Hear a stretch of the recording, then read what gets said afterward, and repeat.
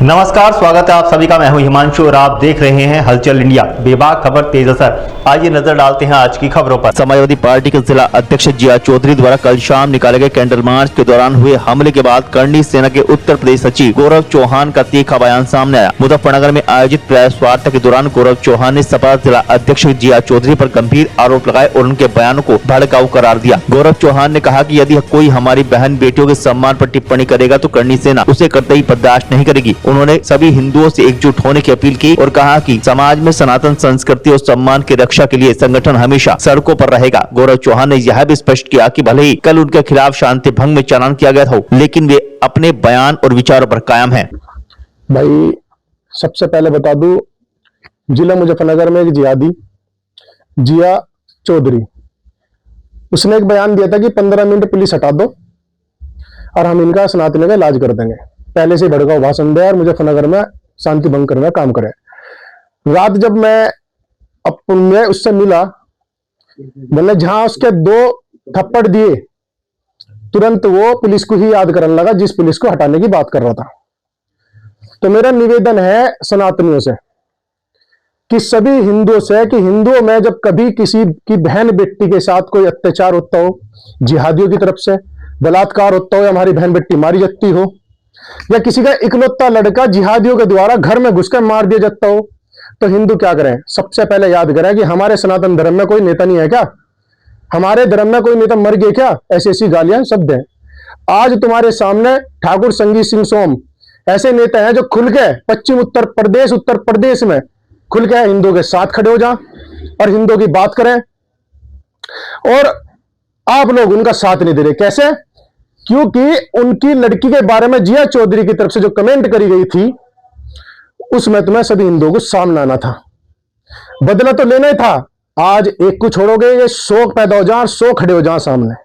हिंदुओं की सरकार में इतनी हिम्मत कर रही है कि हमारी बहन बेटे पर टिप्पणी कर रहे हैं और अत्याचार करने की बात तक कर रहे हैं, फिर सीधे घर में घुस जाओ। तो तुम्हें उनके साथ खड़े होना था। और साथ क्यों खड़े होना था? क्योंकि अगर तुम साथ नहीं खड़े होने के तो आने वाले समय में संगीत सोम जैसे भी नेता नहीं मिलने के।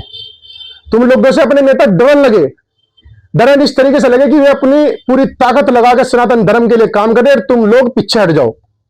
तुम्हें भी एकजुट होना पड़ेगा, एक साथ खड़े होना पड़ेगा। नहीं तो जैसे 2013 के दंगे हमारे साथ हुआ था, इस जिया चौधरी का उसमें भी नाम था, हमारे सचिन गौरव के साथ मार पिटाई हुई, उसकी बहन को छेड़ा गया। और उन्होंने क्या करा?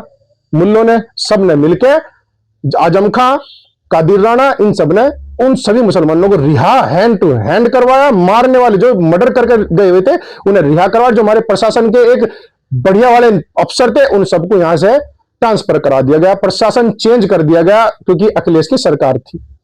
तो मैं जिला मुजफ्फरनगर में और जितने भी मेरी बात सुन रहे हैं सभी मुसलमानों से, जो जिहादी हैं, जो देशद्रोही हैं, जो गुंडे हैं, उन सभी से एक बात कहना चाह रहा, जो जिया चौधरी की तरह अगर तुम करोगे तो सनातनी तुम्हारा इलाज जिया चौधरी की तरह ही होगा।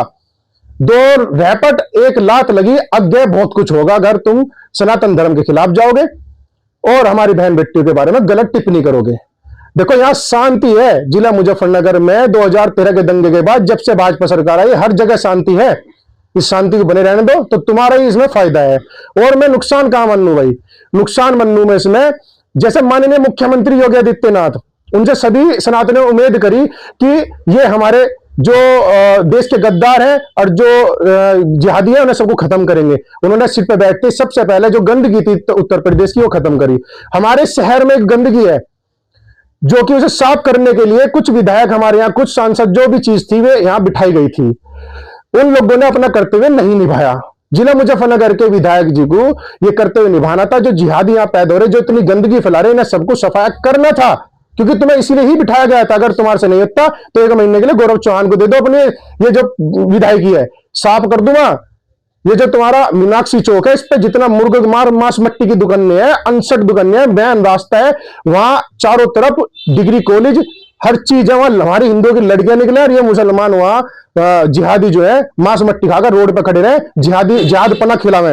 इन लोगों पे वहां एक्शन नहीं लिया गया। मैं ये नहीं कह रहा इनकी दुकानें छीन लो, मैं ये कह रहा कि इन्हें अलग जगह दो, क्योंकि हमारी बहन बेटी वहां निकले। मेन रास्ता है व्रत रखने वाले हिंदू सनातन धर्म में हर हफ्ते कोई ना कोई व्रत रहे, उस रास्ते को निकला गंदी गंदी जो स्माइल है साली अंदर घुसे, जो सडन जो है वो अंदर घुसे।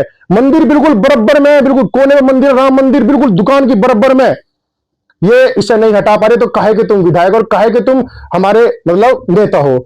और ऐसा नेता एक ही है, संगीत सोम, जिन्होंने अभी सलावे में मुसलमानों ने हरकत करी थी हिंदुओं के साथ।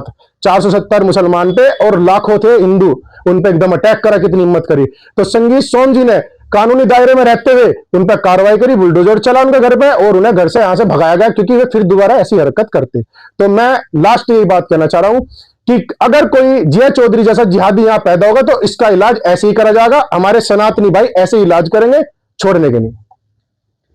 लेने का कल फिर होंगे हाजिर कुछ नई और ताजा खबरों के साथ। तब तक के लिए दीजिए हमें इजाजत। नमस्कार। हमारे YouTube और Facebook चैनल को फॉलो और सब्सक्राइब करना ना भूलें।